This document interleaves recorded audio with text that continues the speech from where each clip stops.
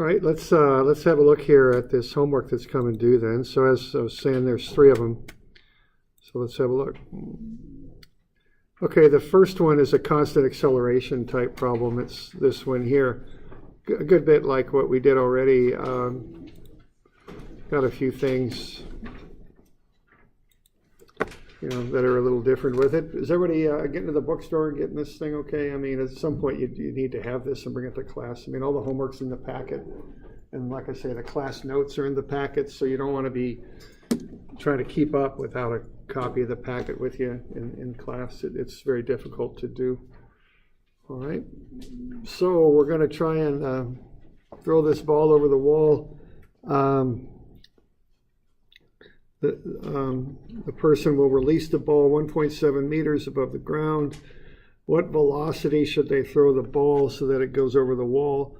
How long will it take the ball to hit the ground? And also, I omitted this out of the problem, just so you know, the last part. I just omitted that. All right, so what we want to know here is V, okay? Now, I see lots of meters on this thing, so what that means is I'm going to want to get the acceleration on there. So A is negative 9.81 meters per second squared. So be sure that you're including your sign on those things. We're calling positive up generally, okay? So we want to know how fast to throw the ball so that it'll go out over the wall. Now what we got going on here is this is gravity, so it's constant acceleration. Okay, so A is equal to negative 9.81. Right, now if you've got constant acceleration, that means you've got 3 equations to work with.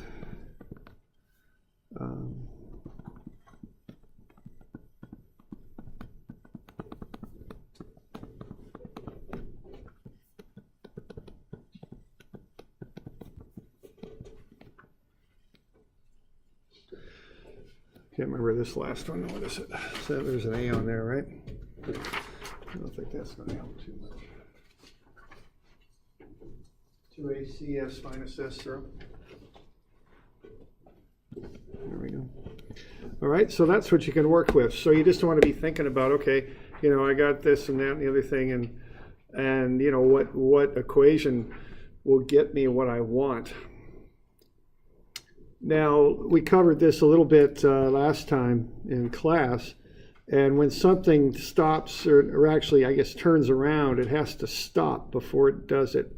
So the ball's going to be going up, and then it's going to start coming down. So at some point in there, it has a 0 velocity, okay?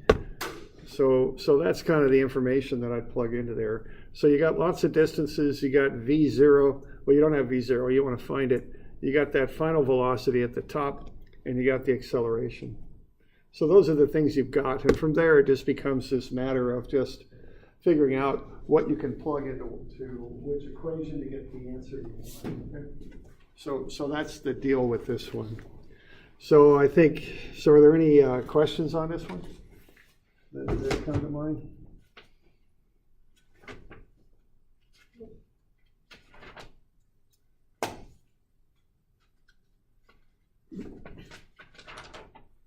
Okay, you doing all right? Okay. So let's see, what I notice about the first question is there's no mention of time. Okay, it's just how fast should the ball be thrown to make it over the wall. So we're dealing with distance and velocity. So I think with that first one, you're going to want to go with this equation here. It'd probably be the way to go. That was odd. It just went away. Where'd it go? And we'll just go here. Okay, so there it is, all right?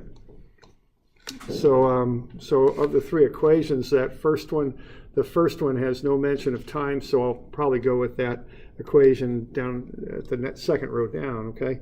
And that's just a matter of plugging stuff in. And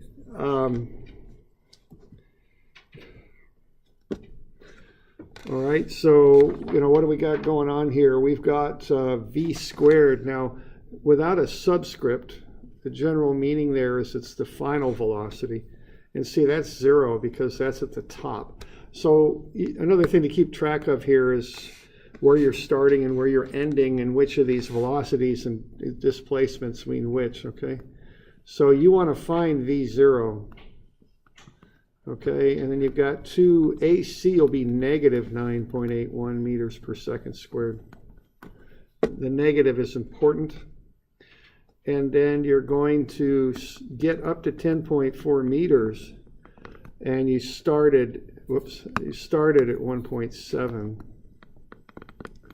like so. All right, so that's how I go at the first one, and what you get for V0 is 13.1 meters per second.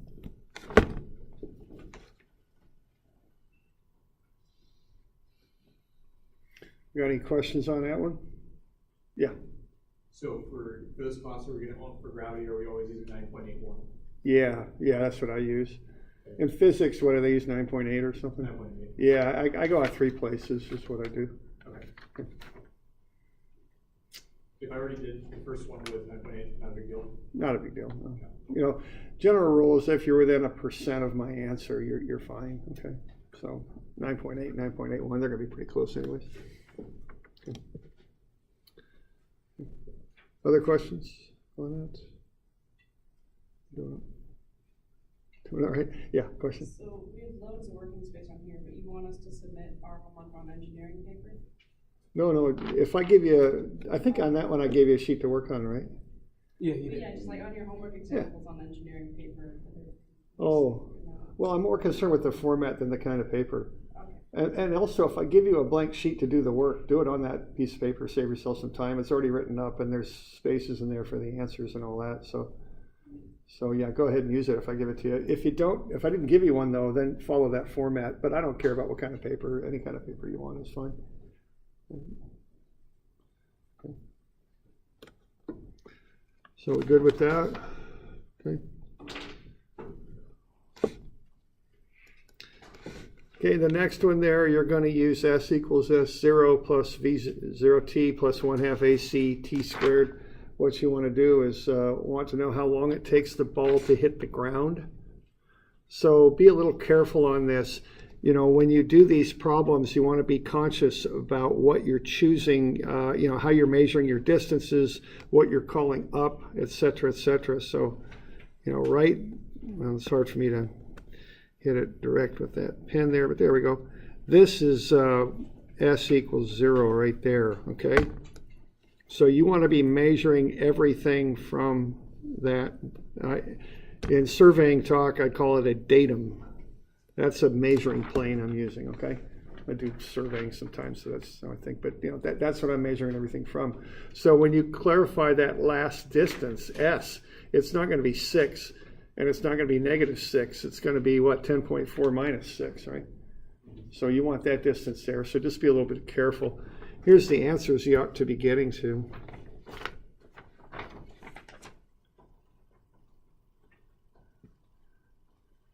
Are there questions on that? Okay.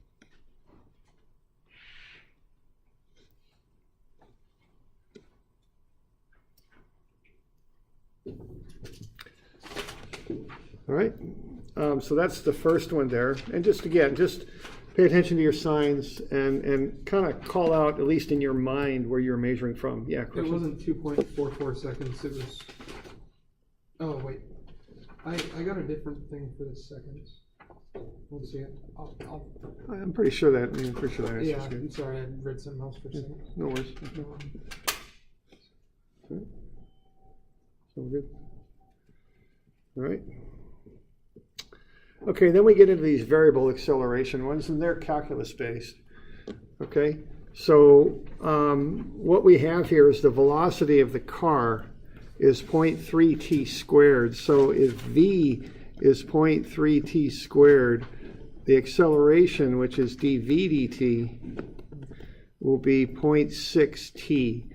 So remember, you can always use calculus. You know, you could do the algebraic ones with calculus if you wanted to, but you know, there's no good reason that I know to do it that way, but you could. But so the reason I'm saying that is if you don't know if you got constant or variable acceleration, you can always first solve for the acceleration using calculus. You can always do that. And what I got there is the acceleration is 0.6t, just by taking a time derivative of the velocity. So what I can see then is I've got variable acceleration. Okay? I want to identify that off the bat because it kind of directs me to which three equations I can use. So what I'm seeing there is I got variable acceleration. So we good with that?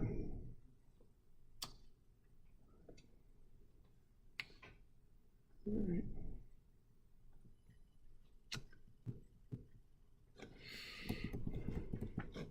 All right, so I start with that, and that's going to get me to the fact now I've got three options that I can use to solve this thing. So I can use v as ds dt. That's the fundamental definition of velocity. And then I've got a as dv dt. And then I've got that funny one that ads is v dv. And much like that last example we looked at, the purpose of the third equation is you can use it if you don't have time in the relationship. Now we don't, we do have time in the relationship on this one. So there's no reason to use that one on the end. It's not going to work because you don't have anything to match up with the, and I screwed that up, that should be dv right here. So, you know, we've got 0.6t is acceleration and 0.3t squared is velocity. All right. So we're going to be using the two on the left, and as a matter of fact, we've already used one of them. We used that right there. We took that time derivative to get to a. So a at, is it 4 that I went with on that? So at a equals 4, that'll be 0.6 times 4. So that'll be 2.4 meters per second squared. So a4 is 2.4 meters per second squared. All right. Now the next thing we want to do here is find how far the car has traveled. Okay, and so what we're going to do with that is we've got v, and that's 0.3t squared, and that's equal to ds dt. So that's step number one, is to identify that, because the velocity is 0.3t squared. Okay. Now, once I've got that, then I can start to work with it a bit. But the first step here is to understand that, okay? And then start to go with that. So we got any questions on any of this so far, on this problem generally, or this step here? Okay, I'm doing it. Now, okay. So the standard drill with this stuff is what you've got to do is you've got differentials there, ds dt. Those are those little incremental things that happen in a split instant, you know, a very small amount of time. We want to get them back to variables, and the way you do it is you split them up. You basically treat them like they're algebraic variables, okay? So multiply both sides by dt, and I'll get that, and that's going to equal ds, okay? So that's how you proceed with this. So you got the dt stuff on one side and the ds stuff on the other. I've got 0.3t squared dt, which is fine because I'll be able to relate the 0.3t squared to the dt. The differential and the variable have to match. The variables need to be the same, okay? There. All right. Now, I don't want to work with these differentials because they're happening in just a very small instant of time. So the way I turn them back into variables is I integrate them, which means to add them up. Okay. But when I add them up, I've got to be careful that I'm adding them up over the same interval. Okay. So you want to be looking in the problem statement for a clue that'll tell you which interval you're going to use. All right, and there's the clue right there. So when the time is 0, the displacement is 8. So those got to go in there for your lower limits, okay? So look in the problem statement for those clues of what the limits are going to be. And then at the top, I generally just put in letters. Okay. So we doing all right with that? So that's kind of the important steps there. Realize that the velocity is also ds dt. Equate that to 0.3t squared. Then split the differentials. Put them on opposite sides of the equal sign. and then group them together so the t variables are with the dt. If you got any s variables, which we don't on this one, but if you did, they'd be with the ds. If you want to put 4, we have t on top of that integral? You can, and there's no problem with putting a 4 on top of the t integral. The one, it'll limit you though, in that it'll make you solve just for t equals 4. Whereas if you put a t in there, you can solve for any t you want. Okay. So my habit is to put letters up there because I can always plug in t equals 4 later. And every now and again, like we did in class last time, you might want to do more with it. So that's why I do that. But in this case, I think it works fine just to throw a 4 in there. But it's, it gives me more options if I put a t in there. Okay, we're good? All right, okay. You just integrate it, okay? 0 to t. Integral of 0.3 t squared is what, 0.1 t cubed, I think. And that's going to be from 8 to s. Integral of ds is just s, all right? There you go.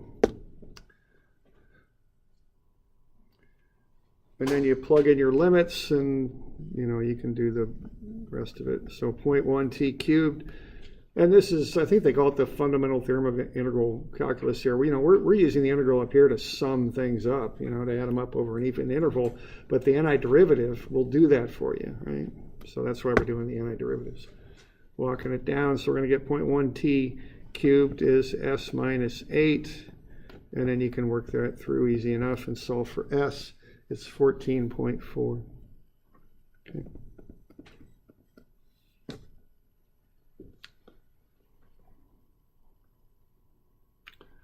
So we got any questions on that?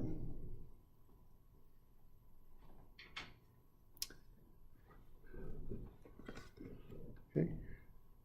So this is kind of a building block that we use when we're doing other things in this class. We'll throw some calculus around to figure out where things are. Really, in industry, I think you don't get these nice clean functions quite like this. You graph it up. You get instantaneous data, and you can graph it and do more of a graphical kind of calculus as opposed to what we're doing here. But, for whatever it's worth, we'll approach it more with calculus, as a lot of classes do.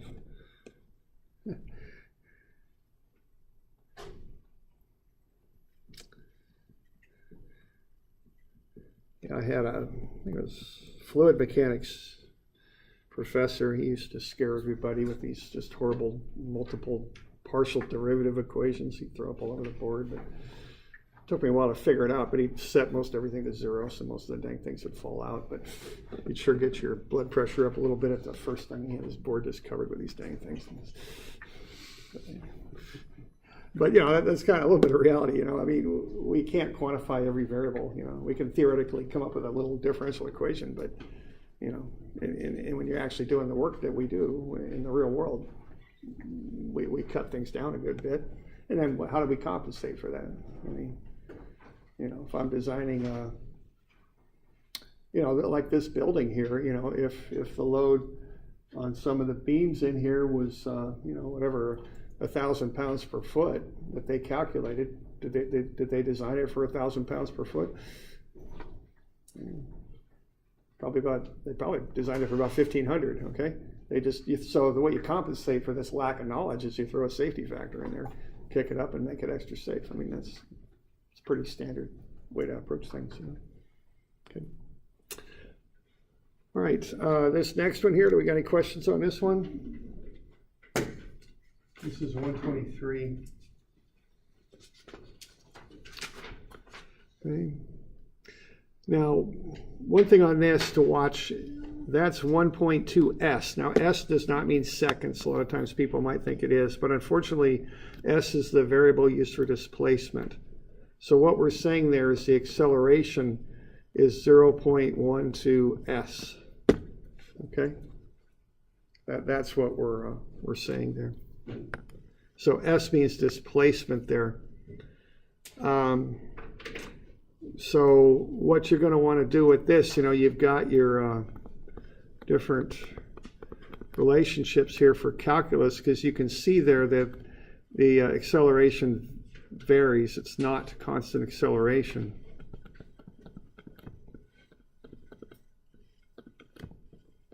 Okay. However, the acceleration does not vary as a function of time. It's a function of displacement. So I think you're going to want to throw this thing into here. So you're going to want to use ADS as VDV on this one. Okay. So when you plug that in for A, it's not too bad there. You're just going to get 1.12 SDS is about it, okay?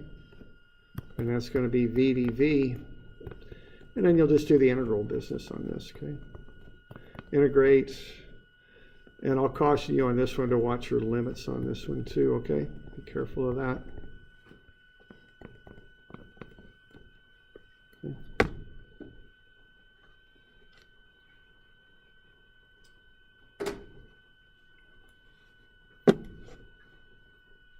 So, you doing all right with that?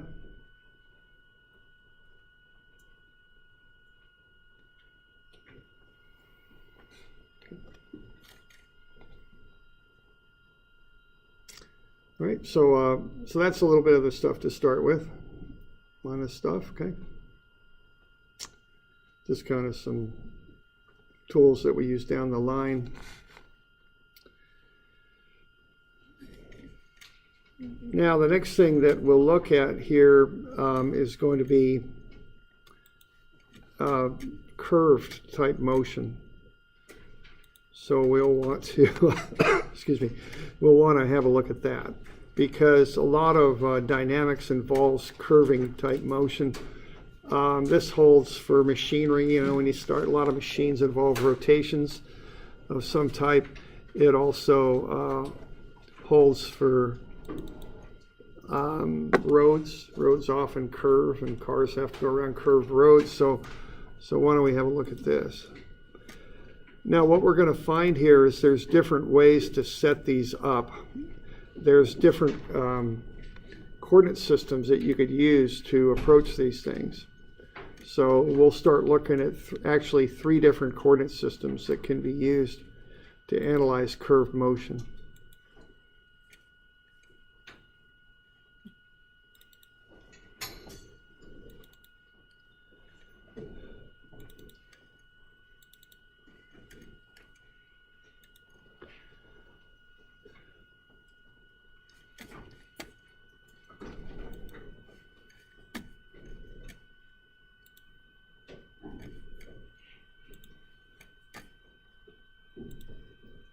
So why don't we start with a coordinate system that we're comfortable with, which is Cartesian. So let's go with that first.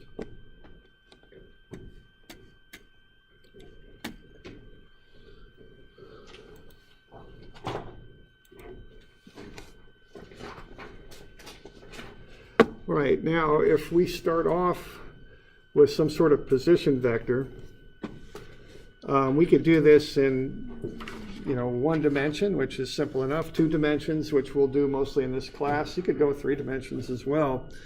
What you got is a position vector, a function of time, let's say.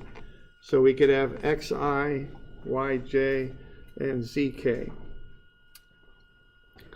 Now, to work your way down from position to velocity, and from velocity to acceleration, what you do is you just take derivatives, time derivatives.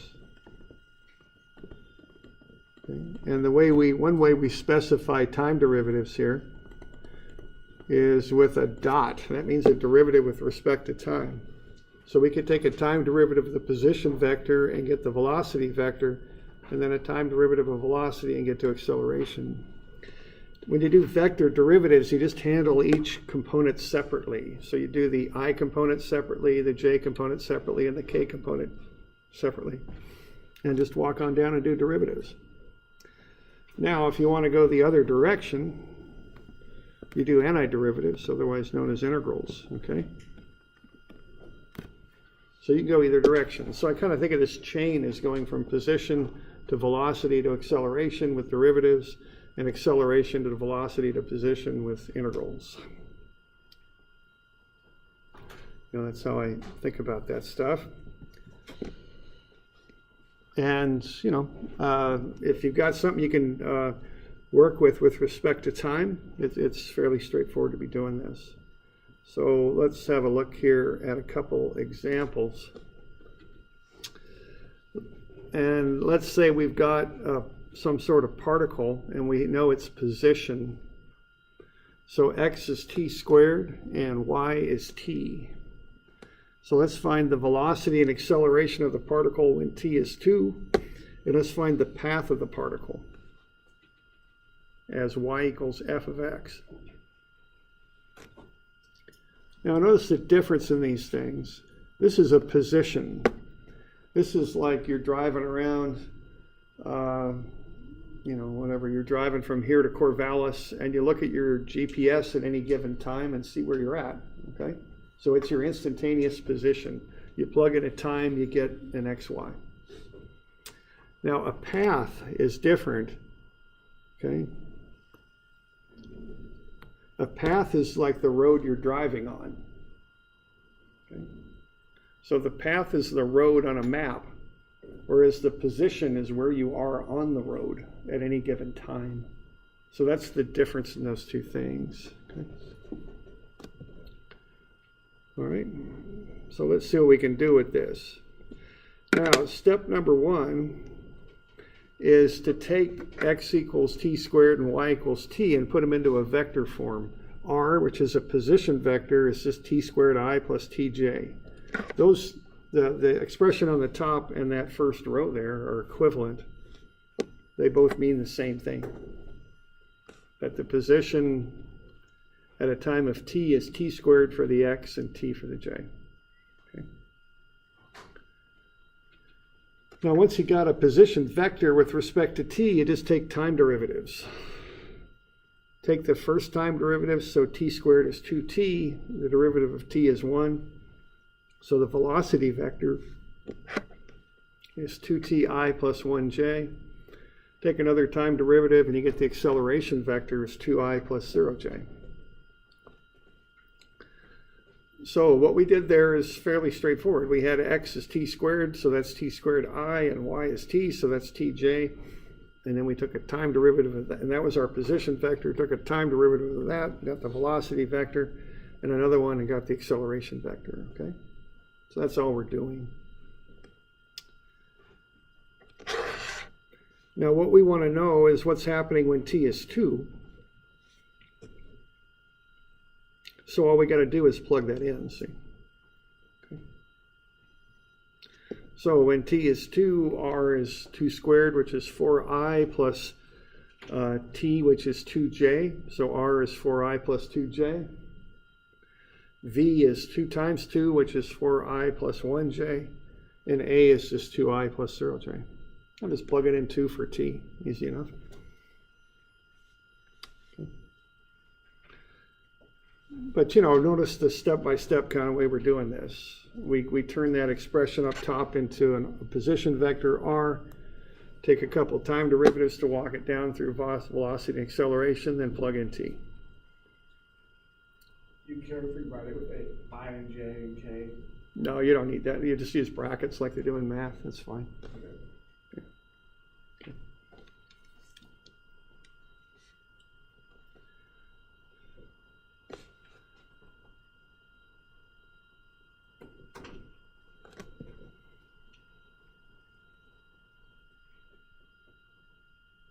Questions on that?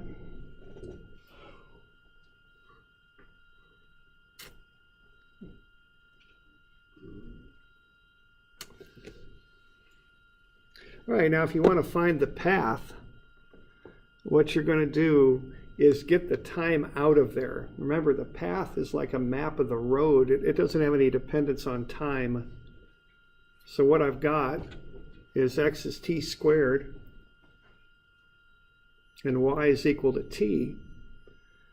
So y is equal to t, so t is equal to y there, and then if x is t squared, the square root of x is t. So what that means, I've solved both of those sides for t. T is equal to y and t is equal to the square root of x.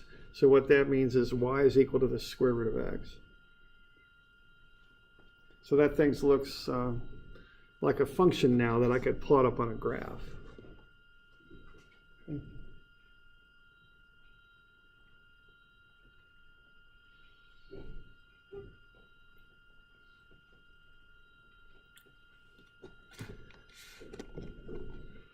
Got any questions on that? Okay.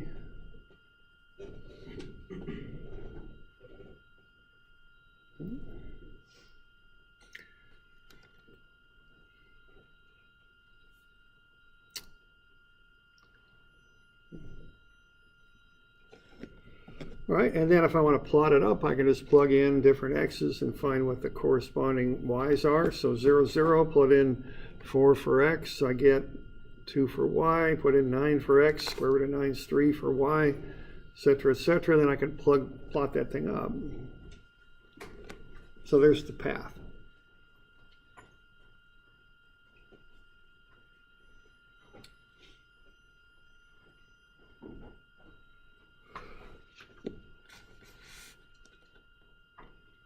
Okay.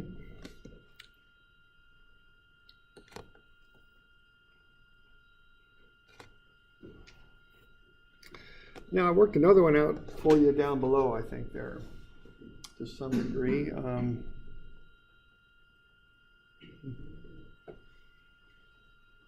If you have the packet anyway, I've got it worked out. So that second one, I've got a solution for. And you'll notice some similarities between it and the first one that I just did. Okay.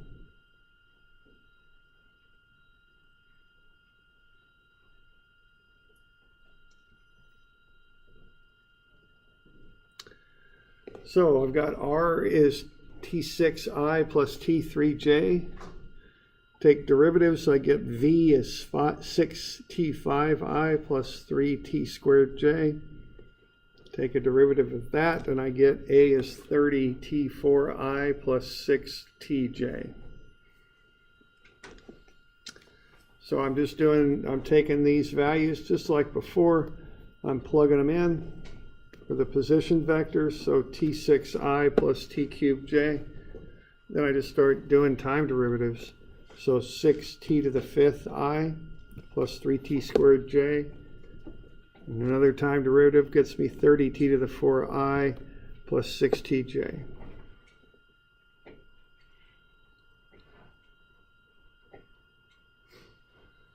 So then I can just plug in T equals 2. So 2 to the 6 is 64, 2 cubed is 8. So at T equals 2, the position vector is 64I plus 8J. The velocity vector is 6 times T to the 5th. It's 192I plus 3T squared. So that's 4 times 3 is 12J. And then the acceleration is 30T to the 4I plus 6TJ. So plug in 2 to the 4 times 30 gets me 480. And 2 times 6 gets me 12.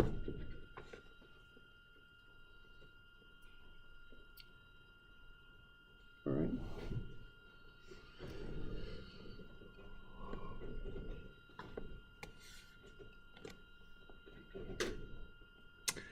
Now, when I want to find the path, I can just go through, just like I did before, and solve both of them for t. So t with t3 is equal to y, t is y to the 1/3. And if t6 is x, t is x to the 1/6. And see, that gets me back to the same path function I had before eventually. I'll get to y equals x to the 1/2, because y to the 1/3 is x to the 1/6. So y is equal to x to the 3/6, which is x to the 1/2 power. So what I've got here is some similarities, because both of those functions got me to the same path. So this thing's going to run on this line, or the curve, or whatever we want to call it there also, okay? What do we got there? X 15, 7. So they're both running on this road here, so to speak. What's the difference, though, between them? If they get to the same path, what's the difference in the functions? If you think of a car on a road. One's scaled up, one's, I don't know, going faster. Yeah, it's going faster. Yeah, this one's going faster than the other. Okay. but they're going on the same path. This one's just going faster. Okay.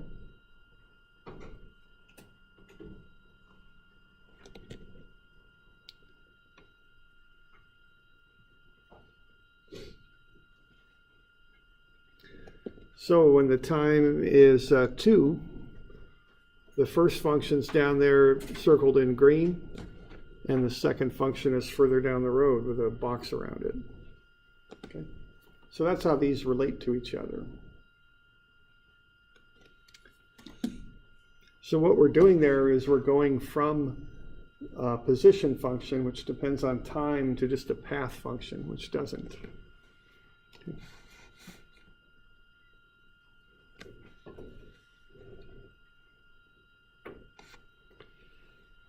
You got any questions on that? Let's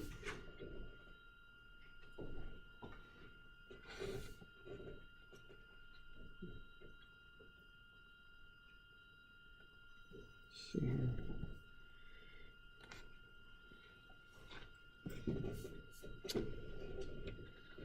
Okay. So there we're going from position to path. Now, I've got another example here where we go from path back to position. You can go either direction. And this is one of the uses for these Cartesian coordinates. So when I tend to use Cartesian coordinates on these types of problems is when I can describe x and y separately.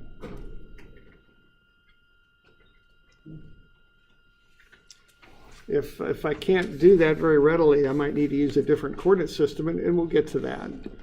But why don't I just get you one of these to do for Wednesday of next week?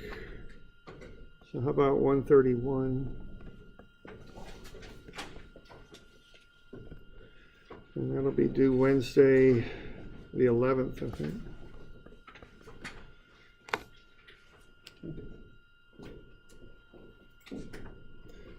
Any questions on any of this stuff? We doing okay?